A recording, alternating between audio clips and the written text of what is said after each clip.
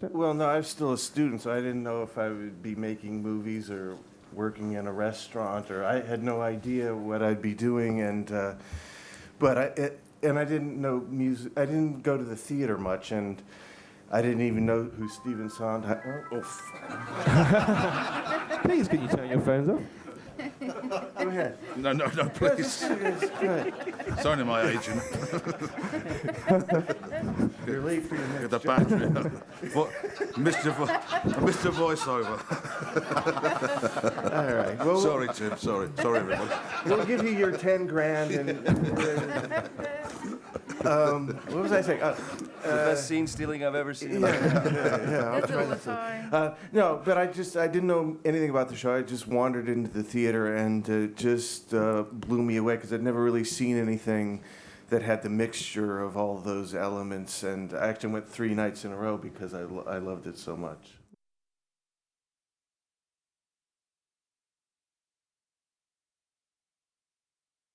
I do believe that you have to bring some degree of truth from yourself to the thing. And I'll admit it here, I have shaved a grown man before. I have done it. And it wasn't Tim. He did survive, yeah. And he's walking around this day, yeah.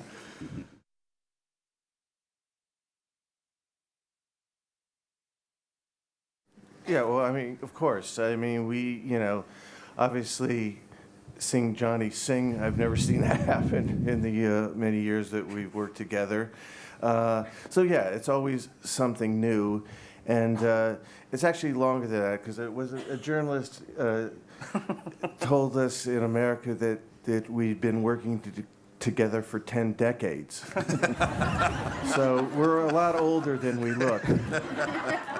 We actually have known each other before the invention of cinema, so it's quite, we have quite a long, good relationship. The weird thing is I believed her. Yeah, she said it twice. I remember your early radio plays.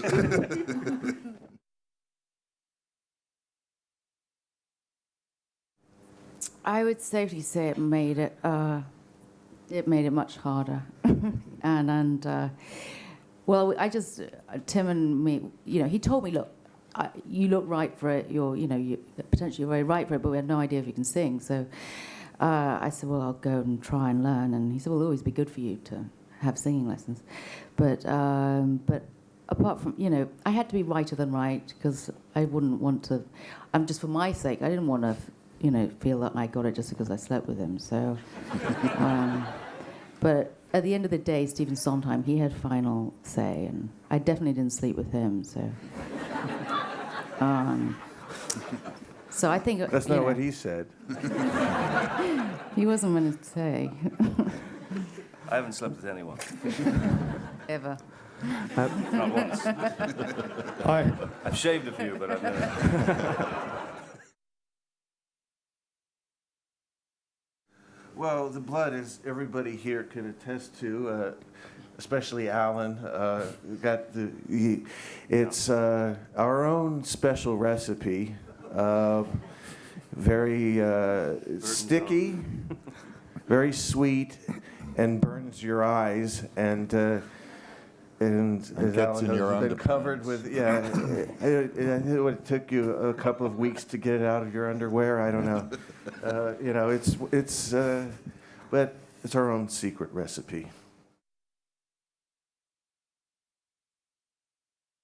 I think, as Tim had said the other day, we were talking about the idea of revenge, and it's one of those, it's a feeling that most people don't want to admit to, but I think we all have it secretly, certainly in there. I'm a big fan of revenge, so I think it's I think it is a story of a man who obviously clearly his obsession is to avenge the horror that had been happened to him. So, yeah.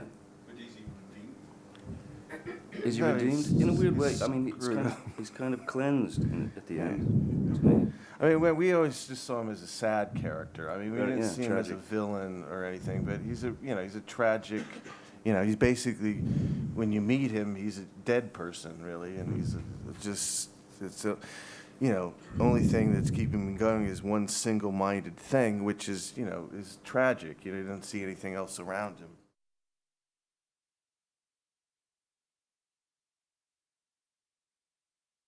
Well, I thought this And how was a did you- light-hearted comedy musical. I mean, musicals anything are... but- No, I mean... It is a musical, but it's the other side of the well, I guess I'm the wrong person to ask because I thought it was quite funny. But how did you manage to create? What did you draw from? to create Just a this- lot of this internal atmosphere? anger. As I said to Johnny, if I was an actor, this would be the perfect job because you don't have to talk, you don't say anything, you just look out the window and brood and be angry. And it's like, wow, that's a great job. I'd love It's to actually do a portrait of our home life, too. Probably true.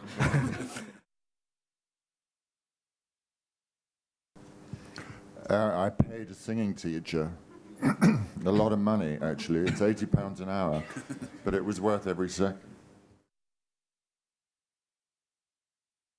I don't judge characters. The worst thing you can do is say they're this, that, or the other. You just step into their shoes and walk in their world and don't judge them. I think he's a sweetheart. You know, I don't chop anybody up and eat them. Oh, we're going to start, are we?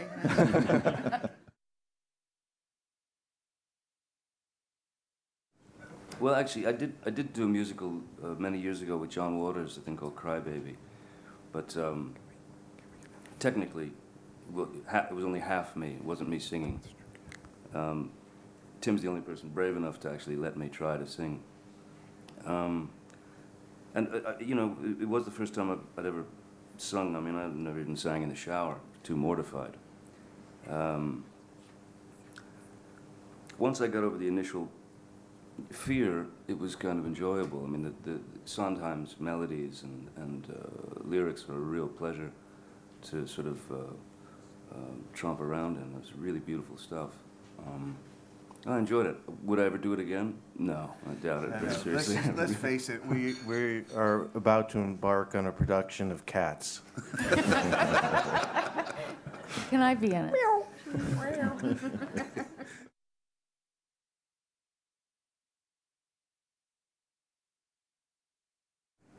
Well, I mean, all I can say is this is one of the best casts I've ever worked with. And I mean, all of these people are not, maybe they beg to differ, not professional singers. And to do a musical like this, which is, I think, one of the most difficult musicals, and they all went for it. So every day on the set was a very, very special thing for me because hearing all of these guys sing was just, you know, I don't know if I can ever have an experience like that again. So I take this opportunity to thank you all.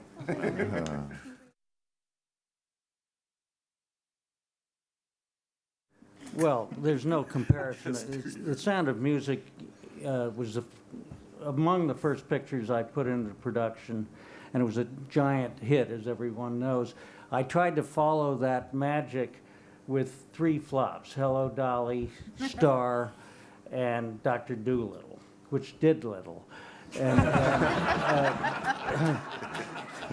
and I vowed never to go near a musical again until Tim said he would do Sweeney Todd.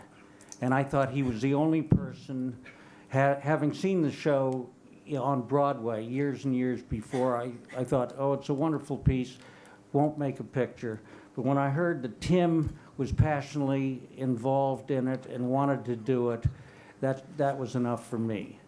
He was the only person I think I would have wanted to do this picture. But what if I had said I wanted Rex Harrison instead of Johnny? I'll show you time.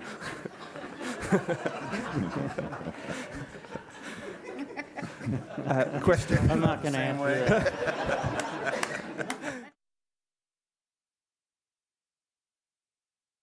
Well, no, I mean, one of the things I loved about the musical is that you listen to the soundtrack and it tells you the story. And, you know, we didn't want it to be kind of what I'd say traditional musical where there's a lot of dialogue and then singing.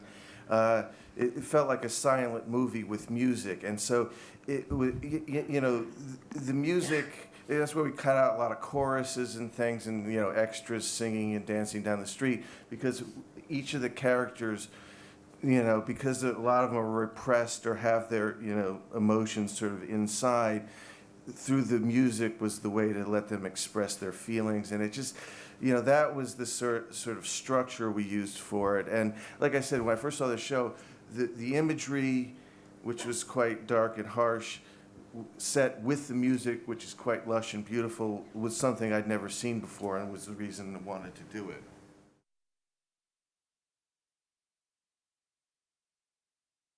Just from spending time, over here, basically. I mean, there wasn't any one particular person that I based it on. Question. He doesn't even, you hardly say anything anyway. It's a silent act. It's like, my favorite line in the movie is when he just says, "What?" 75 takes.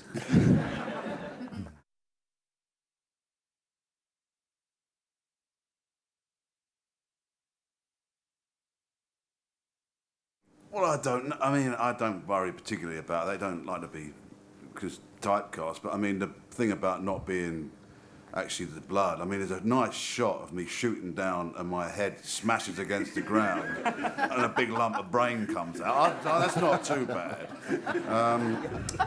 So I didn't feel left out. And he did that in one take. I did. And I supplied my own brain. And, no, I mean, it's just, to work with Tim Burton, Johnny and the rest of the cast on playing a disgusting, fat, ugly, sexual pervert who thinks he's rather lovely looking. Whether it makes me typecast or not, or whether it comes from the soul, I don't really mind. It was an opportunity I couldn't really miss. Typecast.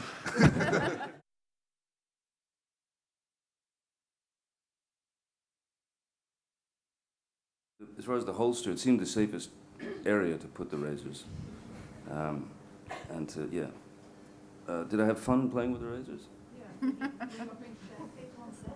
No, that honestly, the killing of everyone was, that was sort of the easy part. The most difficult bit was actually lathering them up and shaving them. That's the part that freaked me out most. He was Ellen can sweating. attest to that. Man. I asked him to give me a Brazilian, he wouldn't. And I did, I did. Still itchy.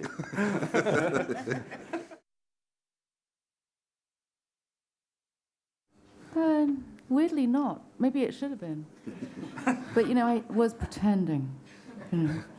But, no, it is odd. I was being paid by my boyfriend to fall in love with his best friend. So it's a strange situation, but it's all right. We handled it. Incestuous business. We were in.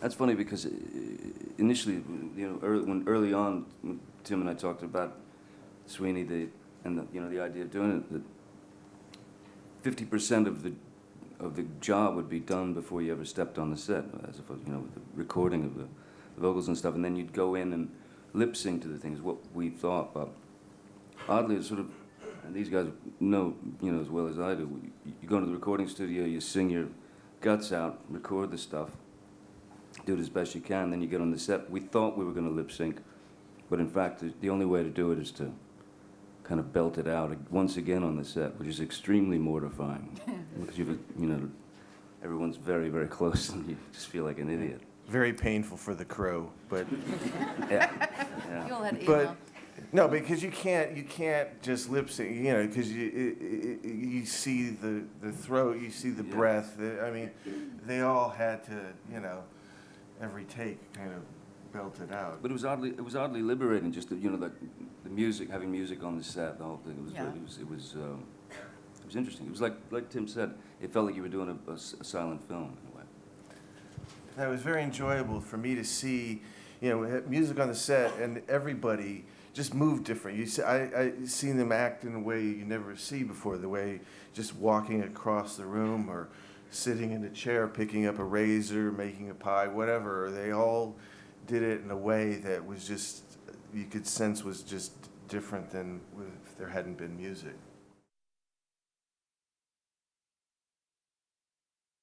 So, yeah, a couple of people said that last night, which is interesting, because okay. I wasn't, certainly wasn't, I wouldn't ever dream of attempting to channel David Bowie, because he's one of, he's a big hero of mine. So, no, I mean, if there's a similarity, it wasn't intentional, certainly not, but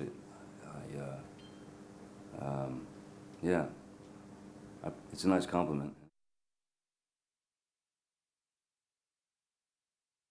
Well, I mean, I still do little things, so I just have a little backlog of stories, and when I get enough of them, I'd like to do another book like that, because it's quite fun to do, and so, so there's between projects, kind of working on it.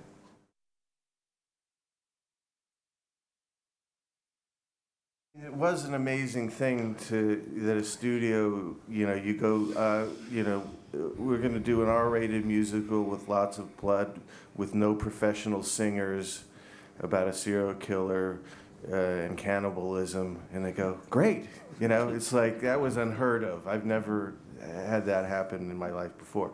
So that gave me hope that there are still people in Hollywood that are willing to try different things. So that was a very positive thing. And at the first meeting I went into, I said, there's just, blood is a part of the story. Because I'd seen productions where they tried to skimp on it, be more politically correct, and the productions really lost something. So, those were the first things I said to them, and they accepted it. And in terms of, the show was like 3 hours long, and we just, we weren't out to film the Broadway show, we were out to make a movie. So we tried to keep the pace like those old melodramas, and because it's such a simple story, you kind of get what the story is, so it felt like the pace needed to be, more what it is. And, Sondheim himself is not a real big fan of movie musicals, so he was really open to kind of, trimming it down and honing it down to a more pacey shape.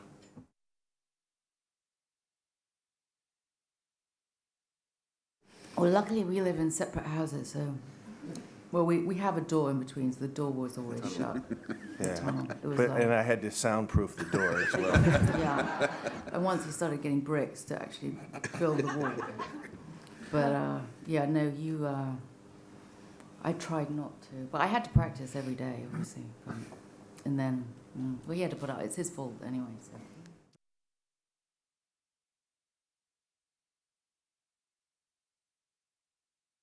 I haven't spent much time there, so it's different hearing about it from over here. So I'm not really in tune as to what's happening. The only thing I could say is, I think the only unfortunate thing is awards shouldn't have an impact on a film in terms of people seeing it. Although I guess in some cases, films that kind of are different or fall into strange categories like this one, that kind of stuff probably helps awareness of films. And so that's, I guess, the sad part about it is that maybe films that are different won't reach as many people.